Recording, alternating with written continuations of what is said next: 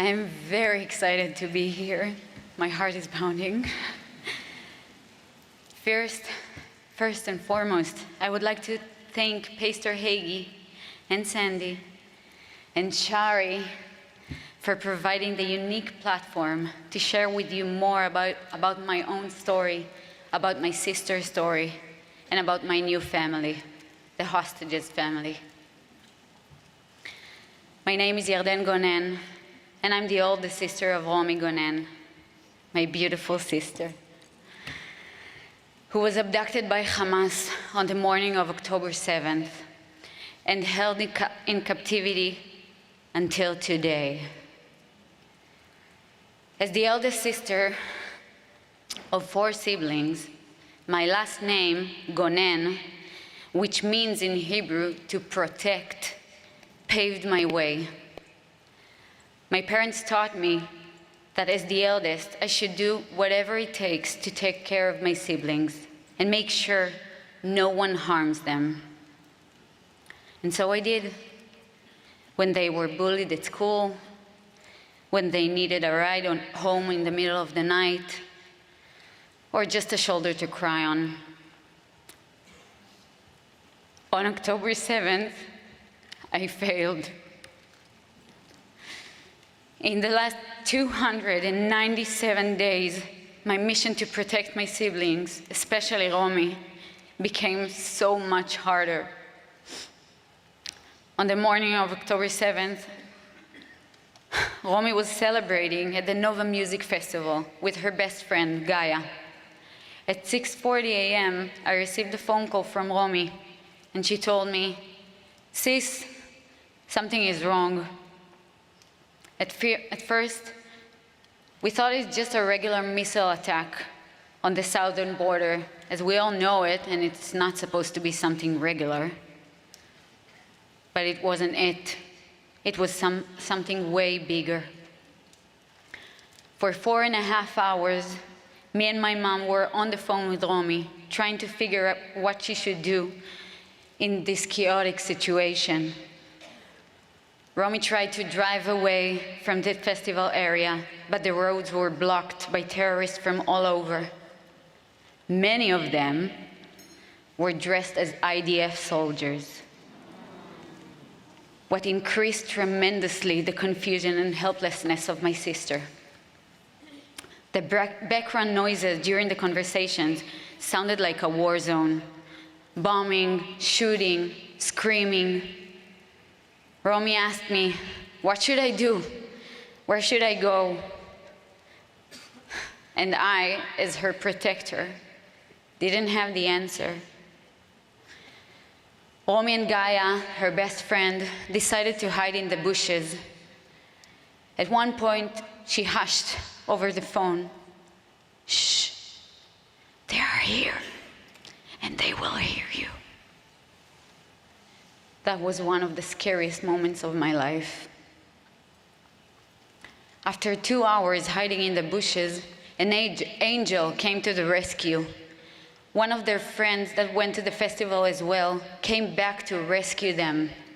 Even he knew what is going on the fields.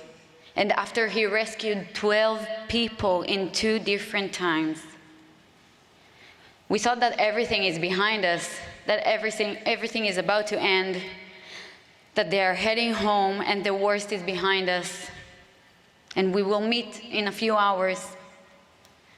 But we were wrong. Their car was ambushed. The driver, Ben, and Gaia murdered in front of my sister's eyes, and she was shot on her arm. Even in those horror moments, Romi tried to turn on the light inside all the darkness. She tried to function, to take care of her wound and the others. She tried to help my mom and give her as much information she could about the car. She even tried to play dead, so maybe the terrorists will spare her. But they haven't. They brutally kidnapped her into Gaza. No sign of life from Romi was received until the hostages deal last November. Romi was supposed to be released on the 8th day, but the war broke out again and the hostages release stopped. We were devastated. The released hostages have told us that she wanted us to know that she is strong. She's fighting to survive, and that she knows that we are fighting for her urgent release, and that we won't give up, and that she is not giving up.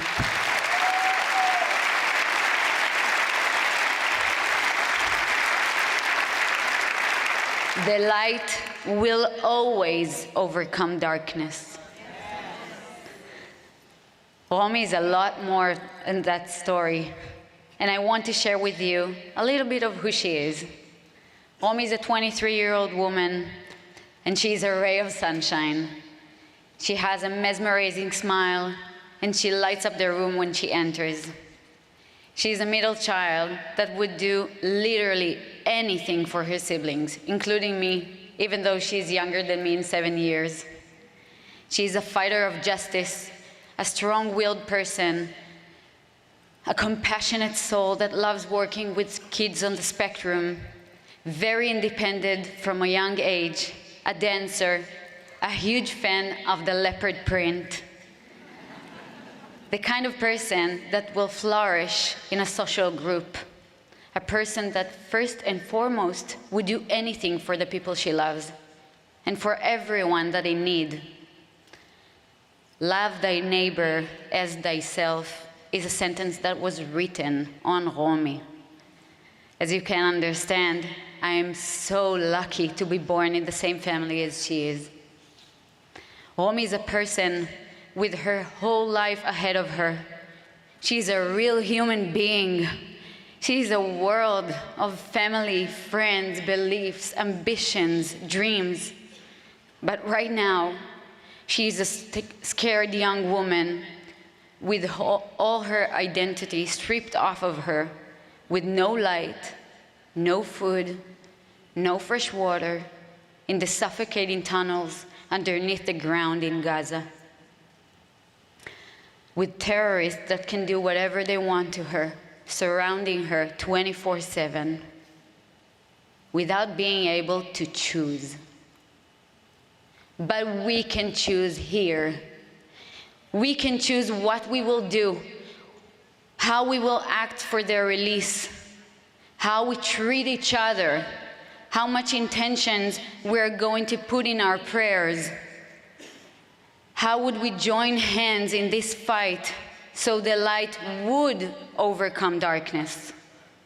We have the freedom to choose, and we have to be strong, unite like the hostages, and motivated by our rightful cause. Release all the hostages.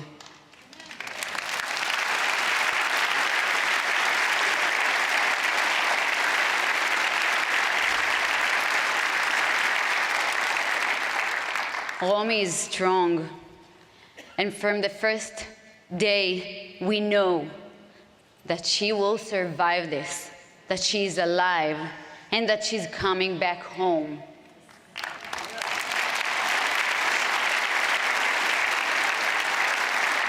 I know that if she's there with people, that's what gives her strength, that's what keeps her alive, and that she will do anything for the others surrounding her, and that would help her as well.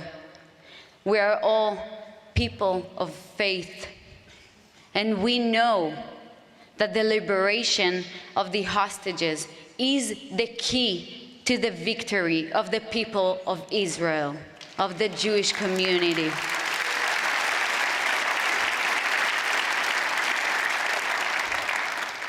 For the future of Israel's society and for the survival of the Jewish people, we have to release all of them and to not leave anyone behind. Romi's light will always overcome the darkness. In conclusion, I would like to ask you something I do every time that I'm speaking about the hostages. First of all, I want you all to know that we're not gonna give up. until all the 115 will be home. Second of all, I would like you all to rise, hold hands if you'd like to, and close your eyes.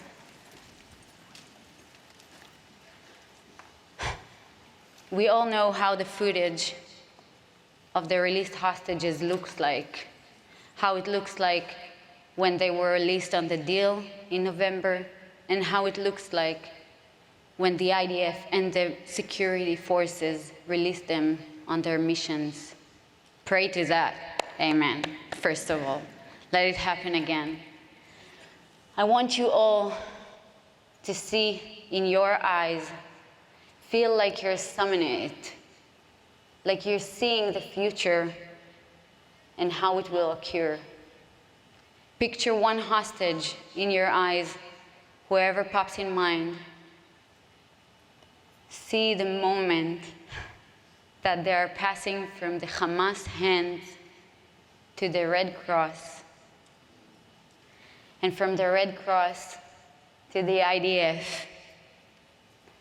and from the IDF hands, see how each and every one of the living hostages is running towards his family to get the greatest hug of them all. And please, for the ones that are not among the living anymore, reframe in your head the funeral that their family will,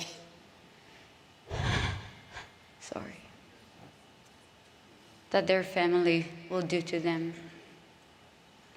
See it happening. Pray for it every day.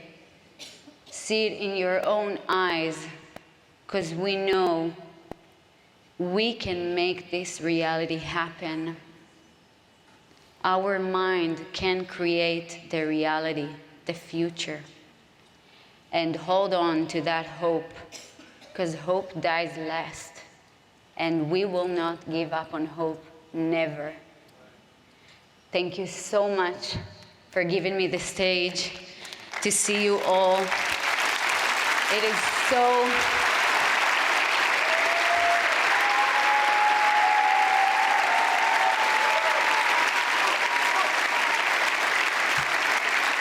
so empowering to be here, and I can't wait to bring Romi to see you all and meet you.